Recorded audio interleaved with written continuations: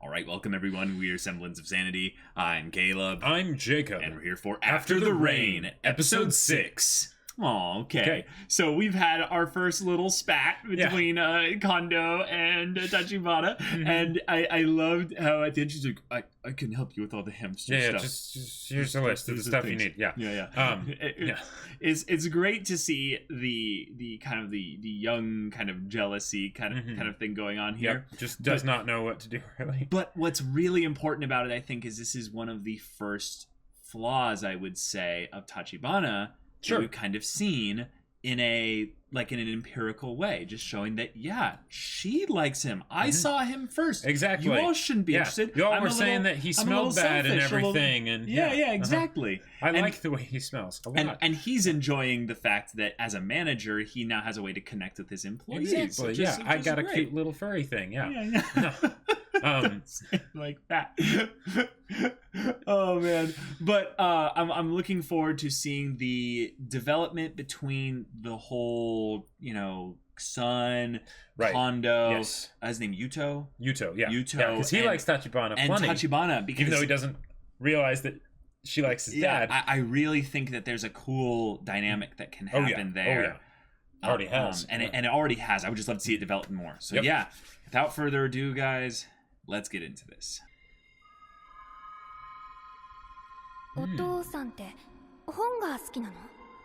She latched onto that memory. Oh, she's gonna get him books. Oh, cool. Oh, you're not gonna talk? Ah! It's a boyfriend.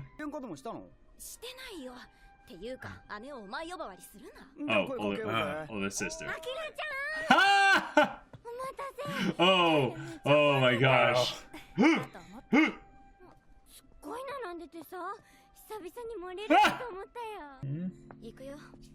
Oh. Feeling replaced. Yeah.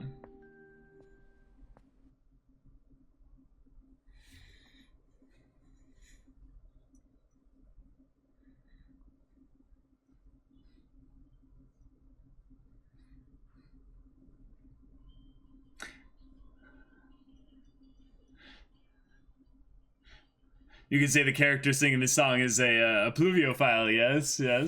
Yes. I mean, Rain is amazing.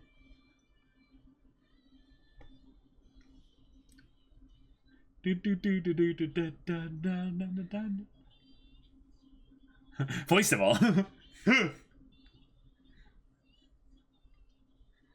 Those pant legs, though. I know, right? They're wide. Suki nana.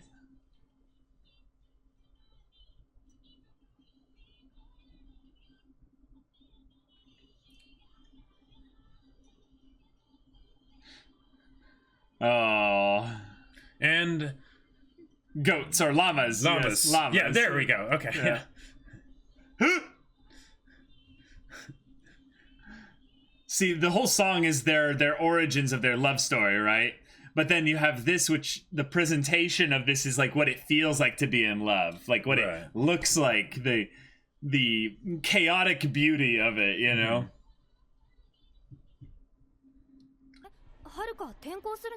Oh, flashback.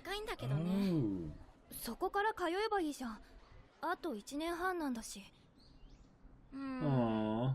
そう思ったんだけど、お父さんが中学生の電車通学はダメだって。アキラ、志望校風見沢だよね。はるかもでしょ。しばらく離れちゃうけど、また一緒になれるよね。Oh, cool. Awesome. So now we're going into Haruka characterization. Yeah. これで私も新記録ですかね。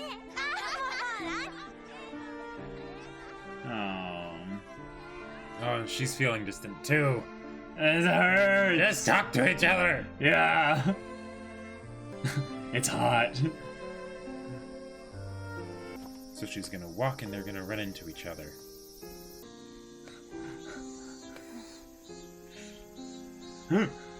Get something cold. It's amazing how much has happened without actual dialogue since Haruka saw Tachibana. Yeah. It's just showing the amount of silence between them. It's really pretty.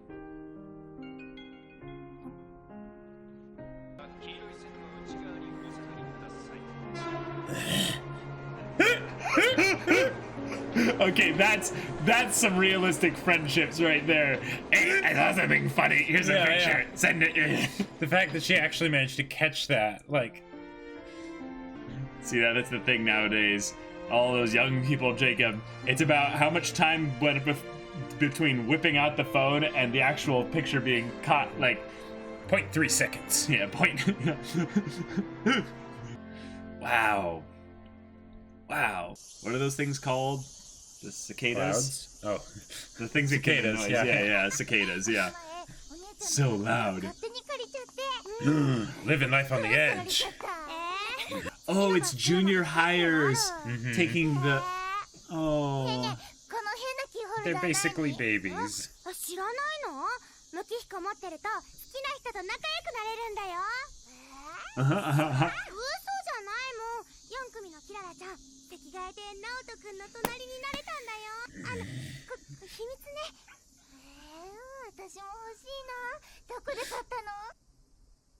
She's listening intently, and they're like, creepy.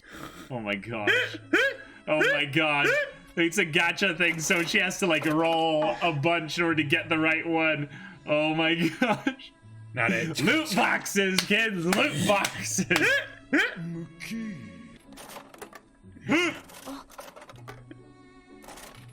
Oh my gosh. She's like, okay, I've had enough. Like, one after the other, after the other. As many will fit in my bag, I guess. I'm not gonna litter, you know. Oh my god. I didn't get this.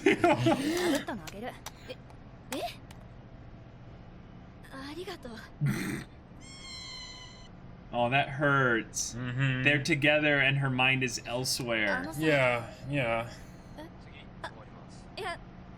No! Come on! No! Come on! Okay, good. They got off in the same stop, I guess, so.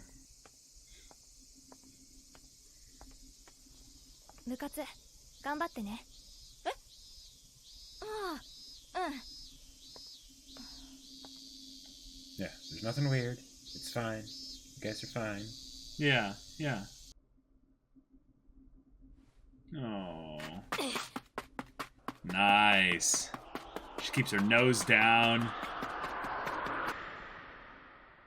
Oh, that's great. Oh. Oh.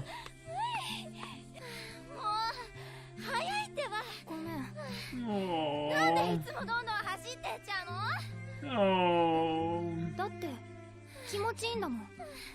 走ってると耳が風の音でいっぱいになって、 Yeah. 空に溶けてるみたいになる。Yeah, yeah. まあ、なんとなくわかるような。 We're gonna talk about that in discussion. Oh my god, oh my god. Aww. アキラ、上、受け取って。 Oh, it's the...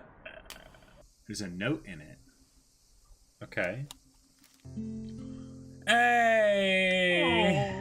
Oh, Ah, gosh. that's great.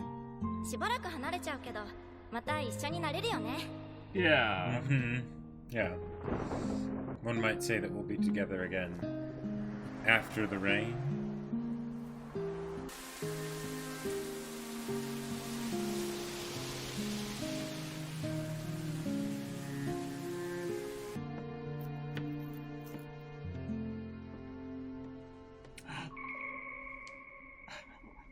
It worked! It worked! The charm worked! Yeah, yeah. すみません。私は本を探しに少し純文学の。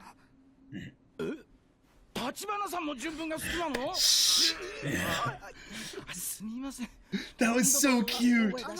おすすめの本とかありますか？ Yes, これは good. 読んでた方がいいよ。 This is. とか。その I'm going to talk in discussion so much about this. Oh my gosh. はい。本ってね、一方的に進められて読むものではないんだよ。Oh, 特 okay. に読み慣れていない人には、もしその本があっていなかったら、読み進めるのが苦痛になっちゃうでしょ。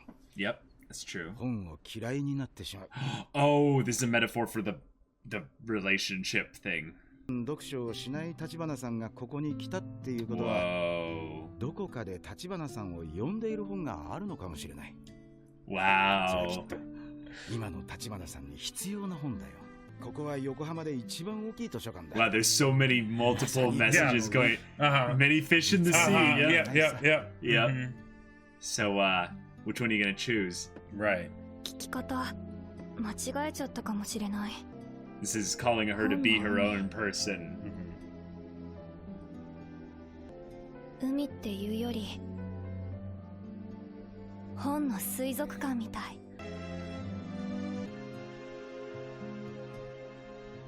Was there a net in between the stairs there? That's to stop people from jumping. That was a really random thing to show. I don't think he was meant to focus on it completely. No. That's just 店長のこと That's just realistic what they would have. もっと知りたいです But but yeah. that was あれ just. もしかしていや Oh, no way! 乗りすぎか。 This is so dumb. I love it. そろそろ帰るけど、じゃあ私も何か見つかっ They're た？ showing it again. 夏目漱石の坊ちゃんと Oh. その本ですか？うん。 Is that written by his ex-wife? お願いします。 I think you're. はい。 Yeah. で Yeah. は貸し出し期間は2週間となります。 Yep. Yep. 返却はこちらの返却カウンター That に explains why he reads so much. はいどうぞ。 Oh my gosh. That was genius, Jacob. Like I think you're like dead on. Like it fits so perfectly well. Yep. Yep. And his whole expressions changed. And it works great with the parallel of basically estranged relationships and Yep. trying to, you know, bridge the distance, or at least hating that there is that distance. Yeah. 呼ばれたのは俺の方か。 Yeah, they showed the name. Yep, yep. Okay, so it's definitely the ex-wife. Wow. Okay. Awesome. This どこかで is 橘 really さんを good. 読んでいる本があるのかもしれない。 Hey! Just hearing the wind whistling past your ears. Yep. Yep.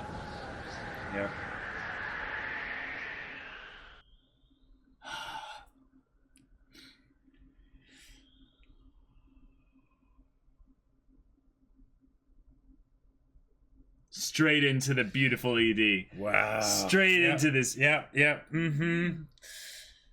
All right.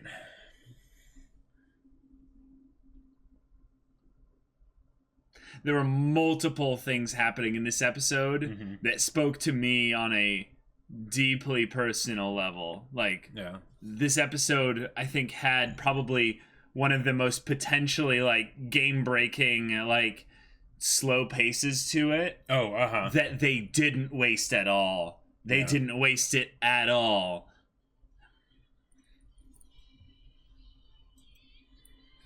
And then this music is basically just like Yep. playing upon the heartstrings of my soul, just like Yep.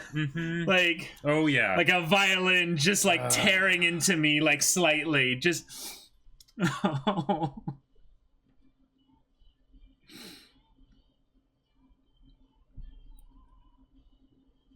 See, she does the self-hug too. She does the self-hug too.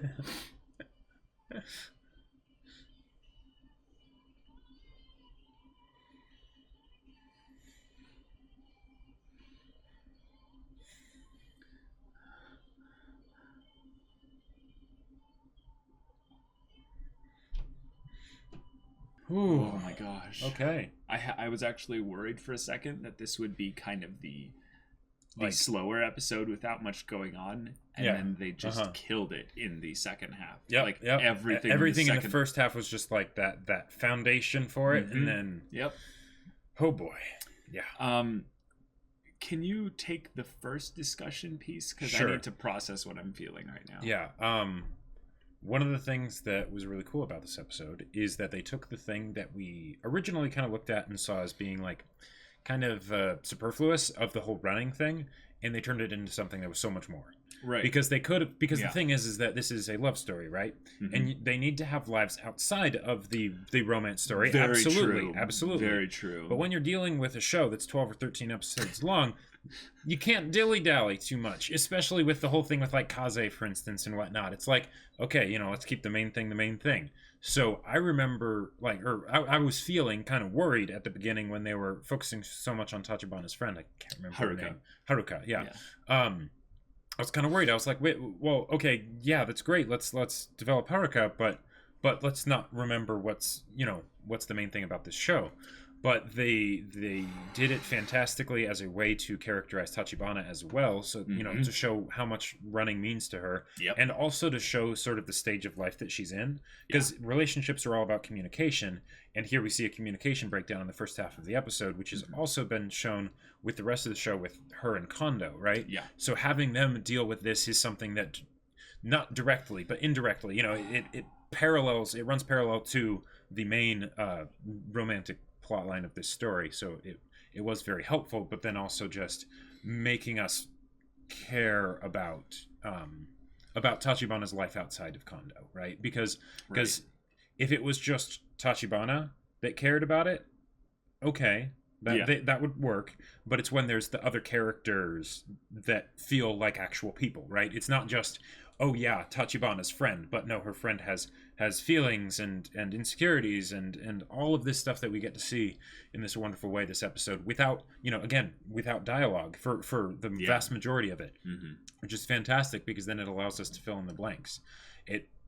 In a lot of ways, I feel like this will sound very like impressionistic kind of, but when I think about Rain and why I love Rain so much is that it's that feeling of like when you're getting soaked by the rain and it sort of just washes everything away. It has that idea that there's nothing really else to it, right? Because you hear the rain, pitter patter, and ideally that's all it is, right? If you're just paying attention to it. And I don't quite know how to say this, but when I stand in the rain, because I've done that a few times just because I love the rain, it'll feel like a sounding board basically for whatever emotions I have at the moment. And I like how they, even though they didn't actually show the rain when the thunderstorm thunderstorm came, I really like how they did the silent moments of her just thinking about everything, because the story of what was happening for Haruka was very clear. There was nothing missed, the whole thing of her doing that last lap and, thinking about Tachibana, and the whole thing of the, transferring to another school back in junior high and being like, well, we'll still go to the same high school, but then it's like, oh, Yeah. Okay. So that whole thing with Haruka just hit me like a ton of bricks. So the thing that's really impactful outside of my own personal experience with regards to this part of the story here is that she's feeling that Tachibana is going too fast. She's not able to keep up pace. She's losing her. So in that aspect, it's the repeated thing from her past of I've never been able to keep pace with Tachibana. And in fact, the whole reason she did track might have been to catch up. Sorry. Yeah, it's okay. No, the thing with that is that she's doing this because she enjoys it. Tachibana found something special in that, and that's something that's separate from Haruka. It's not something that Haruka brings. It's not something that Haruka. There's nothing to do with their relationship, and it's something where Haruka might be doing this in part ways, like you're saying, because there's some enjoyment she gets of doing this with Tachibana, whereas Tachibana has found the peace, the joy, the bliss of being surrounded by just the wind, and everything else fades away. In some ways, that wind is now a barrier between her and Haruka. That's something that is making it so Haruka disappears. It's Sure. something where it puts her focus elsewhere. And Haruka's character was one that, when we showed her in the flashback, she was really, like, you know, kind of upset about the whole thing of them having to potentially split up for a bit. Yeah. But then the hope was, that's okay, because in high school we'll get back together, right? And then they did. Yep. And then circumstances, again, something outside her control, tore them apart for just the amount of time that they would spend together. But one of the things that's really sad about that is this is a Fox and the Hound kind of situation. Now, if any of you guys know me really well, I'm a big fan of Disney movies. But one of my favorite Disney movies is one of the Disney movies that I don't even think is that good from a critical perspective. Like, it's a good Disney movie, but it speaks to me personally because it deals with a very real life situation, is that life pulls people apart. Yeah. People are friends and connected with each other because of time spent. Time spent provides the opportunity for the connection, but doesn't necessitate the connection. So what that means is that in some ways, Tachibana and Haruka might have had different levels of relationship here, where their time spent together developed a connection that was great. But Tachibana might have had a little bit of a friendship of convenience with Haruka because of the amount of time they spent together. If you notice, there are very little times where she's actively seeking out Haruka when she's not dealing with track or anything like that. That's partially because this story is based around a romance with a different character. So it just kind of makes sense that they spend the time elsewhere. But if you think about it from Haruka's perspective, she is feeling replaced. She is feeling left behind. She's feeling basically like, wait, was the friendship real? And then she asks the question. And the sad thing about this is that she already feels so separate that she has to throw it over this thing there across a great distance. And she can't even watch it happen. She can't even watch it happen. So she doesn't know. She doesn't know what the response is. In some ways, she's scared of the response. Oh yeah. And for me personally, one of the things that is been an annoyingly repeated pattern in my life has been watching life separate people from me. And when you have relationships built around a convenience of time spent and the like, it's heartbreaking to be on both ends of it. Like let me be very clear here. It's not just the being left by someone else. It's not just Haruka's situation, because that one is probably the one that hurts the most if you were to compare the two.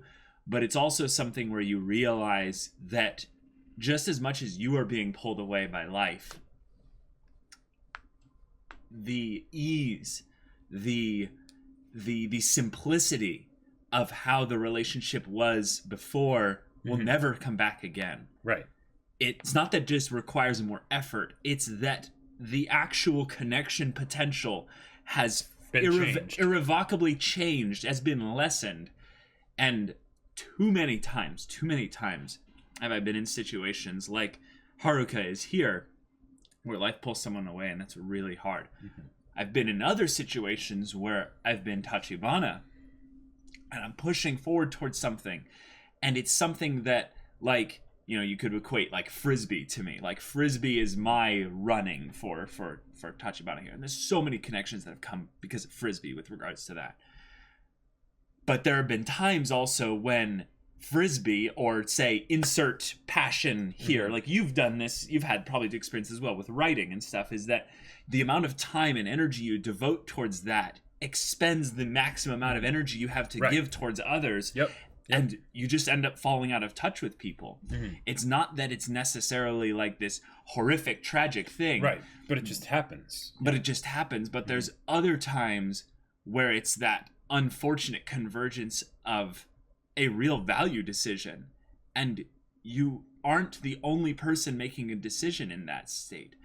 And it's not something that even when you go back and make the effort to rekindle the connection, you won't get it back. Right. You won't. And that is a harsh reality of life, and it is one that I have had plenty of experience with, but I am impressed with how well this show displayed it in an extremely short and efficient amount of time.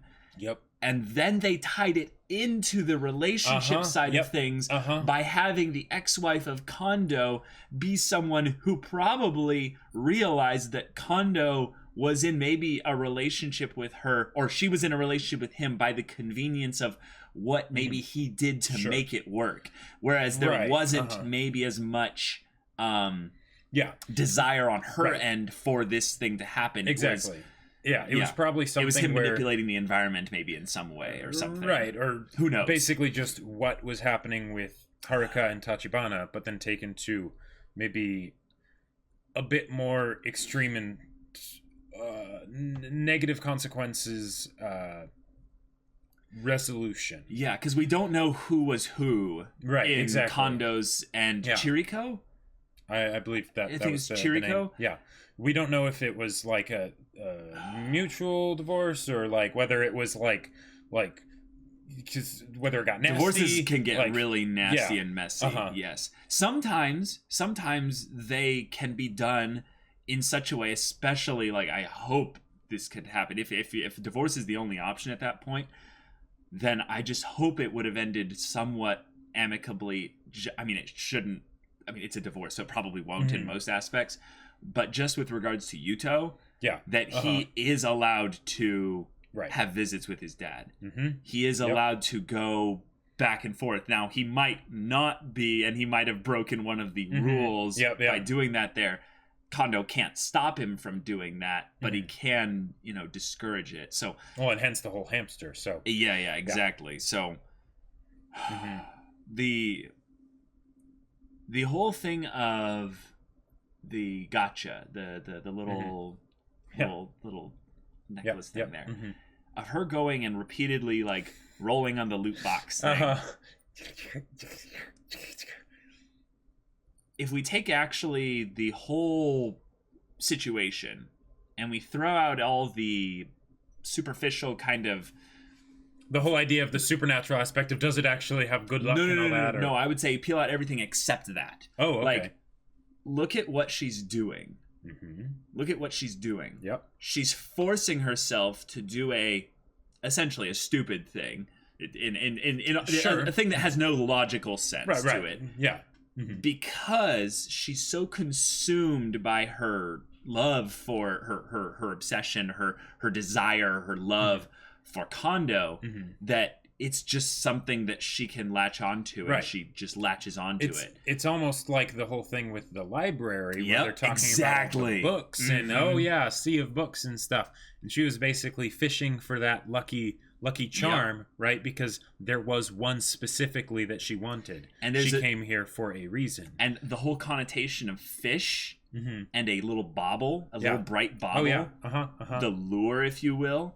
Like the connotations there are very obvious. Basically saying, I will take any lure possible. I will. All's fair in love and war. Yes, exactly. But what that means from the standpoint of like from Kondo's perspective, is if he was fully aware of this, if he was aware of what was actually going on with her doing the book this, and everything, what I think he would start to feel, unfortunately for Tachibana's case, is a little bit disheartened, because in some ways he might feel like let's say he does end up liking her, like he has a mutual feelings for her and stuff like that.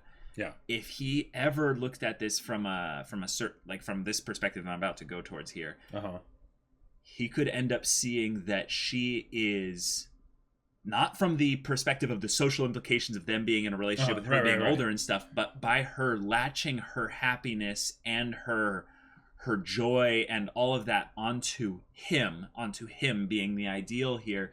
It puts a burden on him. Right, it creates an unequal unequal relationship. Yeah. Which is potentially what they were vibing at with the Haruka Tachibana thing. That Haruka was scared that Tachibana was friends with her just for the track thing. So she sends her the thing saying, hey, we're friends outside of track and field, right? And what I think is good is that we, from our third person omniscient perspective, we know that there is friendship outside of that. Exactly. We had the flashback and everything. We know that it's there. It might be lessened a little bit, which is the harsh reality part of life, that they might need to take some effort to rekindle it a little bit. Because the track and field hasn't been happening. Yeah. But it's still there. However, what is going on with Kondo here might be something where... Well, okay. Could be. But here's the thing.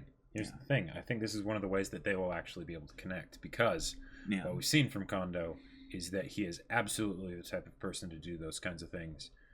In some ways, he probably did it more than Tachibana, and I could see that being what drove his wife away. Sure. Now, it could be a whole bunch of other things too. It could be that was his way of trying to save the marriage, of going and getting all the books and things like that. Right, exactly. Because he got the books for trying to be a better manager. It totally makes sense that he would get books for trying to basically, like he probably got like relationship advice books and he was already in a death spiral with the marriage and stuff. So she was probably mad that you're not approaching the problem directly with me. Sure, or it was just a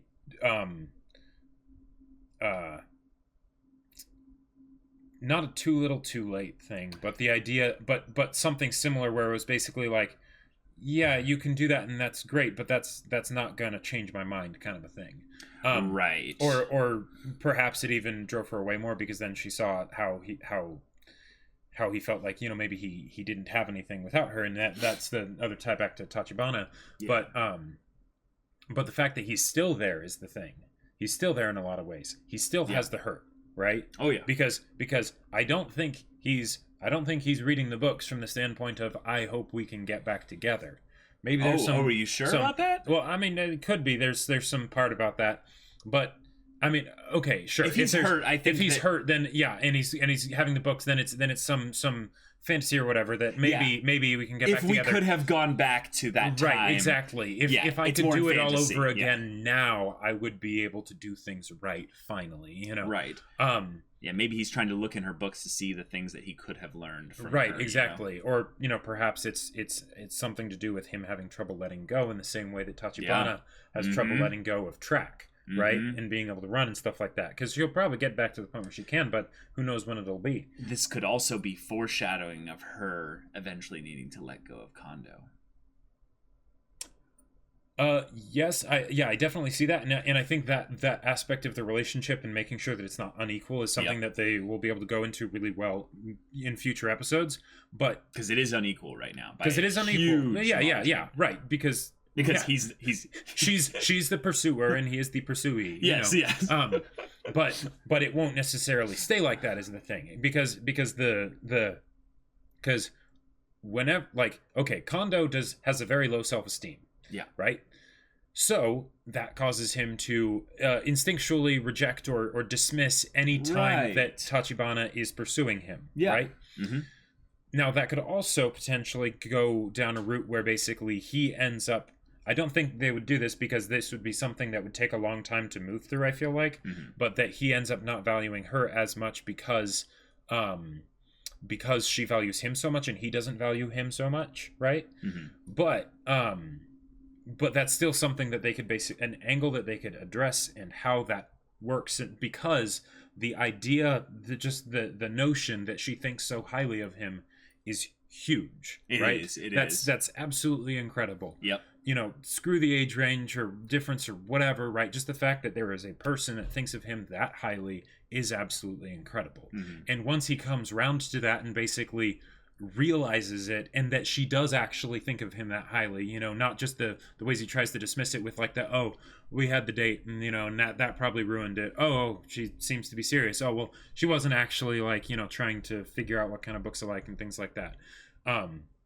Once we get there, then they can actually be on the same page and be on an equal footing in this relationship and stuff. For sure. For sure. Yeah. I just gotta say, guys, like I'm so glad we do these videos and stuff, because things like this happen. Stories have this unique ability to resonate with each of our interpretations and perceptions on reality, because they each get at some deeper aspect of reality in some way. They reflect an image, if you will, of like a specific like vein of humanity and their struggle and their conflict. And artists use lies to tell the truth. Yes, and this one right here, it just kind of opened me up for a little bit, and it's something that I feel is I feel safe doing that. Like, I don't know what it is. I feel Gotcha. I feel really grateful that this can happen. And that even though I don't know any of you guys here, I'm glad that this happened, because the story of love that is estranged, but not just that, love that you know, and this goes beyond just, you know, romantic love or friendship love, just love in general. Being separated by stupid circumstances. Sure. Some people would argue is not love. And I don't think those people have experienced the full gamut that is love. Like, okay, if you were to make that argument, it's like, well, love finds a way. That is Disney. That is the false side of Disney. Right. And well, and if you know, if love ever gets to that point, sure, possibly, you know, like, yeah, I would believe that, but it can definitely be kept from getting to that point. Yes. You know, so yeah. I just think that this is a cool part of the story that I had no idea they would actually do so well. So my opinion of the show, my value of the show just spiked dramatically, because I honestly, and I think maybe some of the people watching can understand this, especially because a couple episodes ago, I think I looked kind of down at the whole track side of things. It didn't seem to have a lot of value. Right. It wasn't really, it didn't seem really relevant. It's like, okay, there's, you know, okay, she has an injury. All right, cool.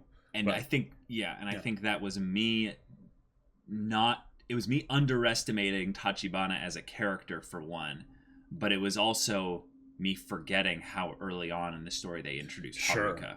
Yes. And that is something that is something huge here. Yep. You'll think about all the people in the restaurant when they were introduced. Right. And then think back to Haruka when she was introduced. So yeah, I'm really glad that this Femme Suzaku lookalike is getting this huge amount of development and characterization in a story that's a one core, extremely difficult to put to, you know, because they already have screen the whole, with a romance that is, you know, the whole like taboo side of things. Because that alone takes up a ton of time. So I don't think they need to go further into this in an extreme way, but if they want to, I'm so on board with it. So would you say this episode gave you bubbles? No, this episode, I said it in the end near the ED, this episode basically took my heart and played it like a violin, where the bow had like a sharp, like fine, like surgeon's cutting tool, and every stroke slightly just cut like deep, like not deep, but slight little bits into it. And I'm leaking, man. I'm still leaking. So I'm gonna go recoup after this video, and okay, yeah. So, guys, thank you so much for... Oh, wait, do you have anything else Yes, to say? I do. So, my sci-fi novel, Battle Lines, is available for pre-order. Link to the Kickstarter is down in the pinned comment, down in the doobly-doo. But get on that because it's quite awesome, and I think you'd really like it. So, yeah. All right, guys, so if you want to watch the next episode's reaction and discussion right now, go check out the link in the description below for our Patreon. You can get on early access there. You can watch full-length reactions there, and all this comes with Discord access, so you can chat with us about stories or just whatever. And if any of that interests you, we'll see you there. But until then, we're Semblance of Sanity. I'm Caleb. I'm Jacob. And we'll see you all next time.